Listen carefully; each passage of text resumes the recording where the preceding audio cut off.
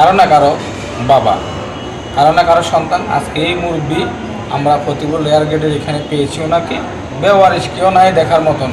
আমরা মানব সেবা সংগঠনের পক্ষ থেকে ওনাকে সদর হাসপাতালে ভর্তি সহকার সব রকমের ট্রিটমেন্ট আমরা চেষ্টা করতেছি চালানোর জন্য। ইতিমধ্যে বড় বড় কতগুলা পরীক্ষা নিরীক্ষা দিয়েছে, আপনারা জানেন। আমরা চেষ্টা করতেছি যেন করানোর জন্য। আসলে আর্থিক সংকটের কারণে কিছু চিকিৎসা উন্নত চিকিৎসার জন্য বাইরে নিতে পারতেছি না। এইভাবে বেওয়ারিশ একটি লোক, আরও একটি মানুষ আপনারা দেখতে পাচ্ছেন বেওয়ারিশে যে মুরগি রয়েছেন আপনাদের সামনে।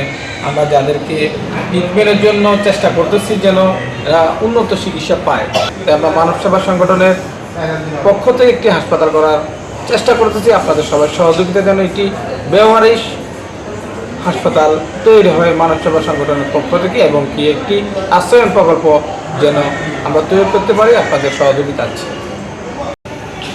ফেনীতে একটি বেওয়ারিশ হাসপাতাল খুব বেশি প্রয়োজন হয়ে পড়ছে। প্রতিদিনই এই সদর হাসপাতালে 2-4 জন বেওয়ারিশ রোগী, অসুস্থ মুমূর্ষু রোগী চলে আসে, কেউ না কেউ নিয়ে আসে অথবা পাওয়া যায়। কেউ চিকিৎসা নিয়ে সুস্থ হন, কেউ অসুস্থতার সাথেই ওপারে পানি জমান। কারো আত্মীয় স্বজনের খবর পাওয়া যায়, কারো খবর পাওয়া যায় না। এই মানুষগুলোকে তদারকি করার জন্য, সেবা দেওয়ার জন্য একটি বেওয়ারিশ হাসপাতালের সবচেয়ে বেশি প্রয়োজন অনুভব করছি ফেনীবাসী। তেমন একটি অসুস্থ মানুষ আপনারা দেখছেন, আজকে 2 দিন সদর হাসপাতালে ভর্তি আছেন আমাদের জিয়া ভাইয়ের তত্ত্বাবধানে। ফেনী ফতেপুর রেল ক্রসিংয়ের ওখানে ওনাকে অসুস্থ অবস্থায় পড়ে থাকতে দেখে তিনি নিজ দায়িত্বে এখানে এনে তাকে ভর্তি করান।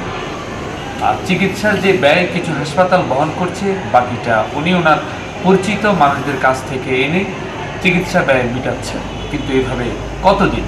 কাউকে না কাউকে তো এগিয়ে আসতেই হবে। তাই অসহায় মানুষদের পাশে এগিয়ে আসতে আপনাদের সহযোগিতা কামনা করছি। ধন্যবাদ। মানব সেবা সংগঠন ছিল বলেই হয়তো এই দুটো মানুষের চিকিৎসাটা কোনো না কোনোভাবে চলছে। এমন একটা সংগঠন এই শহরের সবচেয়ে বেশি প্রয়োজন। আসুন আমরা ব্যক্তি উদ্যোগে কিংবা সাংগঠনিকভাবে মানব সেবা করে যাই, পাশে দাঁড়াই মানব সেবা সংগঠন ফেনী জেলা।